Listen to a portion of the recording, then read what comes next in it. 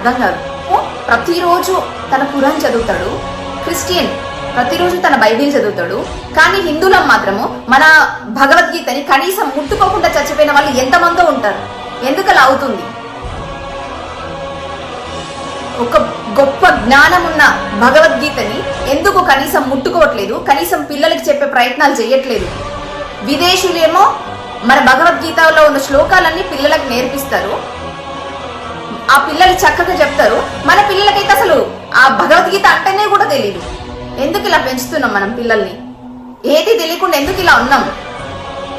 ఇప్పుడు సనాతన ధర్మం గురించి మాట్లాడే వాళ్ళు చాలా మంది ఉన్నారు కదా, దాని గురించి అది కాదు ఇది ఇలా అని చెప్పడానికి మీకు నాలెడ్జ్ ఎక్కడ ఉంది? పిల్లలకు ఆ జ్ఞానం వద్దు. కేవలం టెక్స్ట్ బుక్ ఒకటి చదివితే చాలు, వాడు ఏదో ఒక వాడికి జాబ్ వస్తే చాలు, వాడికి ప్రైవేట్ జాబ్ వచ్చినా సరే అంతే చాలు. మనకి ఇంకే తెలుగులు వద్దు, అసలు దేవుడు వద్దు, ఏమి వద్దు, ఇట్లనే ఉందాం. ఇంతే కదా. చచ్చిపోయేటప్పుడు భగవద్గీతని అక్కడ వేస్తారు. భవిష్యత్ తరాలు ఏమనుకుంటాయి? చచ్చిపోయినప్పుడు మాత్రమే వేసే పాట అనుకుంటాయి. ఎందుకంటే మన విదేశీ చదువులు కదా, గట్లనే ఏడుస్తుంది. మరి మనం ఇలాగే ఉంటే భవిష్యత్ తరాలకి భగవద్గీత అంటే కేవలం ఒక పుస్తకం లాగానే కనిపిస్తుంది. ఇప్పుడు కొన్ని చీడ పురుగులకి అది ఎందుకు పనికిరానట్టు కనిపిస్తుంది కదా, ఇలాగే కనిపిస్తుంది, ఇలాగే ఉంటది. భవిష్యత్ తరాలకి భగవద్గీత అందదు. మనం ఏదైనా మంచి పని చేయాలి, మన భవిష్యత్ తరాలకి అది అందించాలంటే ఇప్పటి నుంచే మన పిల్లలకి చెప్పడం అలవాటు చేసుకోవాలి. భగవద్గీతలో ఏముంది ఏం లేదు, మన జీవితాలకు ఏమేమి అప్లై చేసుకోవాలి, అసలు మనిషి అనేవాడు ఎలా ఉండాలి, ఇవన్నీ తెలవాలంటే భగవద్గీత యొక్క గొప్పతనం మన హిందువులకి తెలిసి తీరాలి. తెలిసే ప్రయత్నం మనం ఎక్కడ చేస్తున్నాం? పిల్లోని పొద్దున్న లేపి స్కూల్కి పంపిస్తాం, ఆడ టెక్స్ట్ బుక్లు బైహార్ట్ చేసి వస్తాడు, వచ్చి రాగానే ఇంత తిండి పెట్టాలి, ఆడుకోవడానికి పంపించాలి, వచ్చినాక ట్యూషన్లకు పంపించాలి. కథం. సండే వస్తే ఎక్స్కర్షన్ కో ఇంకెక్కడికో సినిమాలకో షికార్లకో తిప్పాలి పిల్లల్ని. ఎక్కడుంటది యూనిటీ? ఎక్కడుంటది మన పురాణాల గురించి మనం తెలుసుకొని నలుగురికి మంచి చెప్పే పద్ధతి ఎక్కడొస్తుంది? సైన్స్ ఎక్కడి నుంచి వచ్చింది?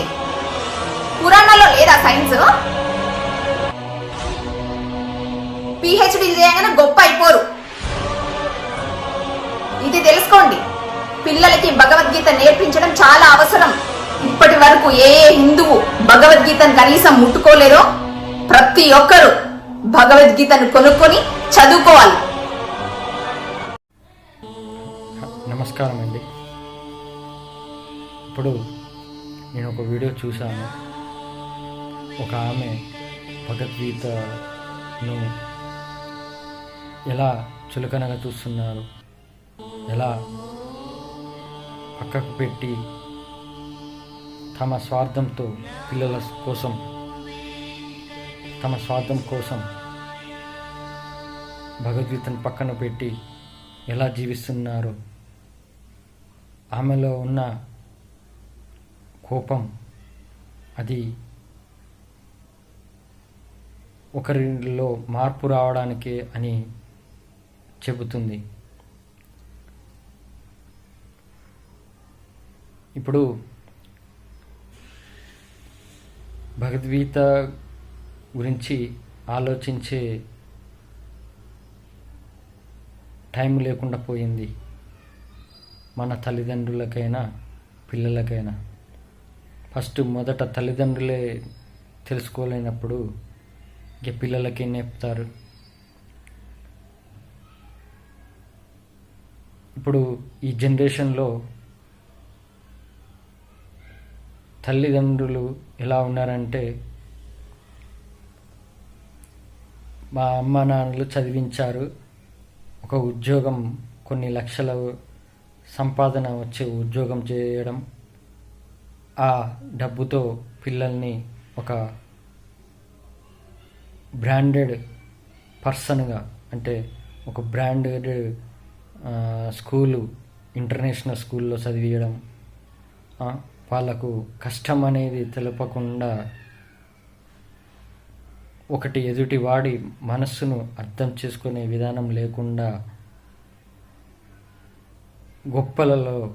గొప్పల అనే ఆలోచనలతో ఒక ఉన్నత స్థాయి విధానంలో పెంచటం, దీనివల్ల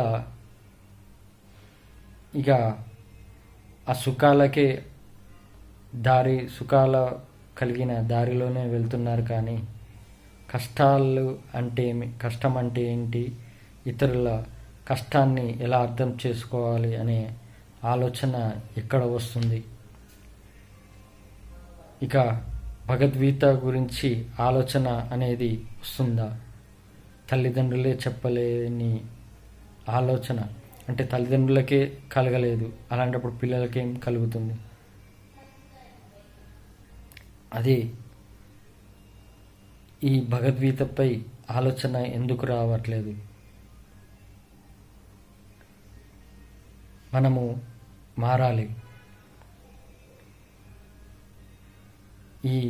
మనము వాట్సాప్లో, ఫేస్బుక్లో చూస్తున్నాము. రీసెంట్గా ఒక ఇస్కాన్ సంస్థలో చిన్న పిల్లవాడిగా వేద మంత్రాలు నేర్చుకుంటున్న పిల్లవాడు ఒక వీడియోలో చెప్పాడు,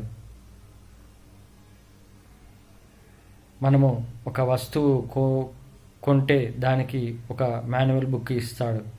అంటే ఆ వస్తువు ఎలా మనము ఉపయోగించాలి, మనము ఎలాంటి జాగ్రత్తలు తీసుకోవాలి, ఎలాంటి పనులు చేయకూడదు, ఆ వస్తువుతో ఎలాంటి పనులు చేయొద్దు, ఆ వస్తువును ఎలా కాపాడుకోవాలి, ఎలా మనము దాన్ని కాపాడుకునేటట్టు చూసుకోవాలి అనే మాన్యువల్ బుక్ అనేది ఉంటుంది. అంత చిన్న పిల్లవాడు చెప్పాడు, భగవద్గీత అనేది మన మానవ జీవితానికి ఒక మాన్యువల్ బుక్ అని. అంత చిన్న పిల్లవాడు చెప్పినా కూడా ఈ లోకానికి అర్థం కావట్లేదు. యాక్చువల్లీ ఈ లోకంలో, ఈ జనరేషన్లో ఎలా అంటే కష్టపడడం, డబ్బులు సంపాదించాలి, అది న్యాయంగా అన్యాయంగా, ధర్మంగా అధర్మంగా ఎలా సంపాదించాలి, ఆస్తులు కూడబెట్టాలి, పిల్లల్ని ఒక మంచి కష్టం అనేది తెలవకుండా సుఖంగా పెంచాలి. ఆ తర్వాత ఆ స్టేజ్ పిల్లలు సెటిల్ అయినాక ఆ తర్వాత మనము టైంపాస్ కోసం ఏదో ఒకటి పని చేస్తూ, లేకపోతే ఎదుటి వాళ్ళల్లో జోక్యం చేసుకుంటూ ఇలా జీవితం కొనసాగిస్తూ లాస్ట్కు చివరి ముసలితనంలో ప్రారబ్ధ కర్మలు, అంటే పాపాలు చేసిన వాటికి మనము రోగం ద్వారా అయినా, ఇంకా మానసిక రోగమైనా, ఇంకా ఇంకేలాంటి బాధలైనా పడుతూ చనిపోవాలి. అంతే తప్ప ఇదే జీవితం, ఇది కాదు, ఇంకా నేనేం నేర్చుకోవాలి, ఇంకా నేనేమి తెలుసుకోవాలి, ఈ జీవితం అంటే ఇదేనా, ఇంతేనా, తినడం, పనడం, మళ్ళా తెల్లరంగానే లేచి మళ్ళా రొటీన్గా ఇదే పని చేయడం, ఇంతేనా అని ఆలోచనలతో ఉంటున్నారు. భగవద్గీతలో చెప్పింది ఏంటంటే, ఎవరైతే భగవద్గీత నియమాలను పాటిస్తూ నిత్యం దైవనామస్మరణ చేస్తూ ఆ నియమాలను పాటించి ఆ దైవ కార్యంగా తన జీవితాన్ని కొనసాగిస్తూ తను సంపాదించిన దాంట్లో కొంత డబ్బునైనా, ఆహారాన్నైనా ఒకరికి దానం చేయడము, అది బట్టలైనా, అలాగే చదువు అయినా, ఇంకేదైనా వేరే విధంగా పేదవాళ్లకు సహాయం చేయడము, ఇదొకటి. అలాగే మానవత్వంగా చూడటము, ప్రేమగా చూడటము, ఇంకా ఇంకోటి ఏంటంటే, ఈ లోకంలో జీవించే ప్రతి మనిషికి తెలియనిది ఒకటి చెబుతున్నాను. కొన్ని కోట్ల జీవరాశులు ఉన్నాయి. ఆ జీవరాశులు మూగ జీవాలైనా కావచ్చు, జలంలో జీవించే జీవరాశులైన, అలాగే మనము మానవ జన్మ ఎత్తిన మనము కూడా జీవమే. ఈ భూలోకంలో జీవించే ప్రతి ప్రాణి ఆ పరమాత్ముని రూపమే. ప్రతి జీవిలోనూ పరమాత్మ ఉంటాడని తెలుసు కదా. అలా ఆలోచించి మనము ఈ ఆత్మ అనేది మూగజీవాల్లో పుట్టుతూ ఆ పాపములను భరిస్తూ ఆ పాపాలను హరించుకున్నాక తర్వాత తిరిగి మానవ జన్మ ఎన్నో జన్మల తర్వాత, అది 100 జన్మలు కావచ్చు, 1000 జన్మలు కావచ్చు, ఆ తర్వాత మనము మానవ జన్మగా జన్మిస్తే ఈ జన్మలో పుణ్యము చేసుకోవాలి, పుణ్యము చేయాలి. అదే దాన ధర్మాల ద్వారా ఒకరిని నొప్పించకుండా మనము ఆ దైవకార్యంగా భావిస్తూ మన పని మనం చేసుకుంటూ వెళ్తూ ఉంటే అది మనకు పుణ్యంగా వచ్చి అది మనము మళ్ళా పునర్జన్మ లేకుండా, అంటే మళ్ళా కలియుగంలో పునర్జన్మ అనేది లేకుండా ఈ పాపాలను నుంచి బయటపడి మళ్ళా మూగజీవాల నుంచి పుట్టి మరణించి మళ్ళా మానవ జన్మ ఎత్తకుండా చేసుకోవడానికే ఈ భగవద్గీత.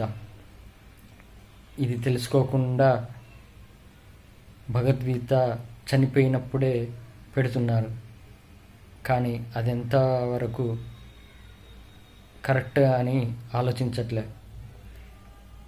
ఒక పాట చనిపోయినప్పుడు ఒక పాటలాగా అందరూ భావిస్తున్నారు. అది కాదు. భగవద్గీతలో చెప్పింది ఏంటంటే, నువ్వు నీ జీవితాన్ని నువ్వు ఎలా నడిపేయాలి, నీవు ఎలా ఉండాలి, నువ్వు పరమాత్మలో ఎలా కలవాలనేది చెప్పాడు శ్రీకృష్ణ పరమాత్మ. ఇది తెలుసుకోవట్లేదు.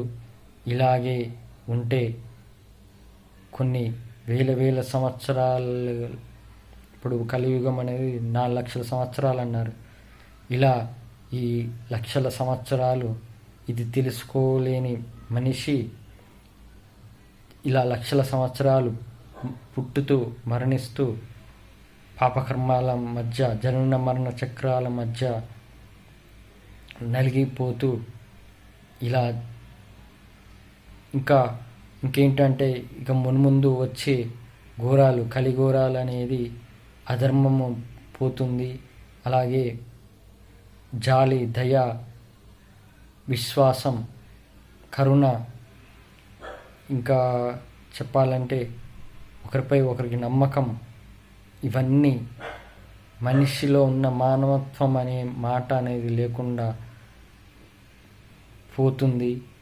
ఈ తర్వాత వచ్చే జన్మలలో కొన్ని అతి ఘోరమైన రోగాలతో, అతి క్రూరమైన మనుషుల మధ్య జీవిస్తూ కష్టాలను పడుతూ నిత్యం ఆ పాపకర్మాలను భరిస్తూ జీవించాల్సిందే.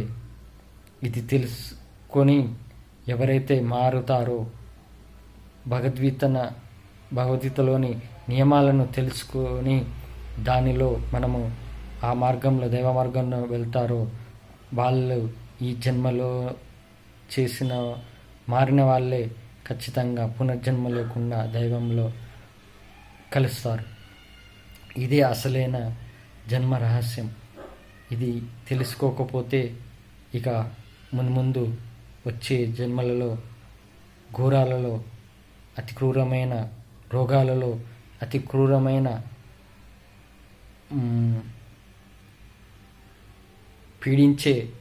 మనిషిని పట్టి పీడించే మనుషులలో మనము జీవించాల్సి వస్తుంది. ఇది తెలుసుకోవాలి. ఇక భగవద్గీత పుస్తకాన్ని కూడా చూడని మనుషులు ఉన్నారు. హిందువుగా పుట్టి భగవద్గీతలోని అర్థాన్ని తెలుసుకోకుండా, తమ పిల్లలకు కూడా తెలపకుండా అలా చనిపోయేంత వరకు కూడా చదవకుండా అలాగే మళ్ళీ జన్మన చక్రంలో పడిపోతున్నారు. ఒకటి ఏంటంటే, ప్రతి మనిషి పుట్టిన వాళ్ళు జీవితంలో ఒక్కసారైనా భగవద్గీతను చదివి దాన్ని అర్థం చేసుకొని దాని దారిలో వెళ్ళాలి. అది వెళ్ళకపోతే ఇక ఆ కలి ప్రభావంలో పడినట్టే, మనము ఆ దైవ మార్గానికి దూరం అయినట్టే.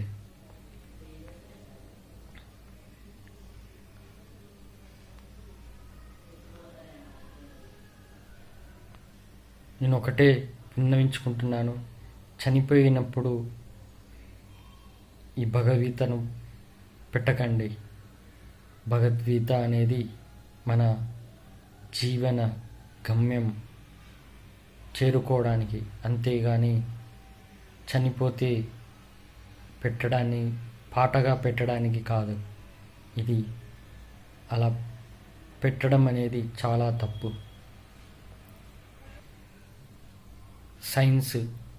సైన్స్ అనేది ఎప్పటి నుంచో ఉంది, పురాణాలలో ఉంది. సైన్స్ ఆధారంగానే కొన్ని దేవాలయాలు అద్భుతంగా నిర్మించడము, కొన్ని కట్టడాలు అద్భుతంగా కట్టడము, ఇలాంటివి జరిగాయి కూడా. దాంట్లో విచిత్రం కూడా, తెలియని విచిత్రాలు కూడా ఉన్నాయి. కొన్ని దేవాలయాల్లో చూస్తుంటాము. ఒక గుడిలో నీళ్ళల్లో ఉన్న ఆ మంట రావటము, 24 గంటలు వెలుగుతూనే ఉండటము, అదొక సైన్స్తో సమానమే అది. కానీ ఇది తెలుసుకోకుండా, దైవం గురించి, దైవంలోని మహిమను తెలుసుకోకుండా దైవానికి ఎదురుగా వెళ్తున్నారు. అది కరెక్ట్ కాదు. ఒకటే గుర్తుపెట్టుకోండి, మనుషులం పుట్టాము కదా, ఆ దేవుడి వల్లనే మనం పుట్టాము అని అనుకుంటున్నారు. కానీ మనము కూడా ఒక జీవి అని, ఈ భూమి మీద బతికే జీవి. ఒక కుక్క, పిల్లి, ఆవు, ఇంకా వేరే వేరే జీవులు ఎలా భూమి మీద జీవిస్తున్నాయో మనం కూడా అలాగే జీవిస్తున్నాము. అవి మూగజీవాలు. వాటి పాపాలను హరించుకోవడానికి వాటికి పుట్టే పిల్లలను పెంచడమే, అంటే ఆహారాన్ని అందించడమే వాటికి ఒక బాధ్యతగా తీసుకుంటాయి. కానీ మనిషికి ఉన్నది ఏంటంటే, తన పాపకర్మాలను హరించుకొని పుణ్యాన్ని సంపాదించుకునే మార్గం ఉంది. కానీ అది తెలుసుకోకుండా పాపాలలో పడి డబ్బు కోసం, ఆస్తుల కోసం, గొప్పల కోసం పోయి పిల్లల కోసం కూడా, తన పిల్లల కోసం కూడా స్వార్థంగా ఆలోచించి పాపంలో పడి మళ్ళీ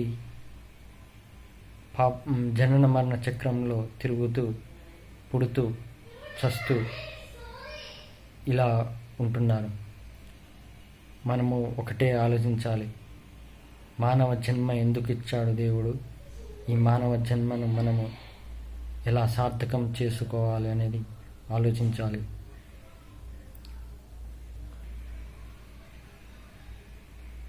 కొంతమంది ఫారెన్లలో భగవద్గీతను సబ్జెక్టుగా పెడుతున్నారు.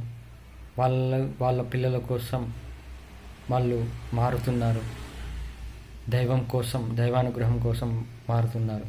కానీ మన ఇండియాలో చాలా పెద్ద స్వార్థంతో, డబ్బు కోసం, ఆస్తి కోసం, తమ పిల్లల కోసం అతి దారుణంగా, అధర్మంగా వెళ్తూ